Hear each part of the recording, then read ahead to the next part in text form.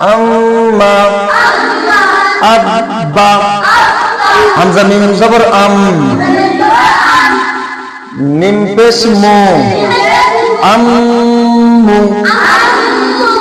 হামজা বা জবর আব, বা পেশ বু, আব্বু, আম্মু, আব্বু, দারুণ বলো না, আম্মু, আব্বু, ভাত খাবো, আম্মু, আব্বু।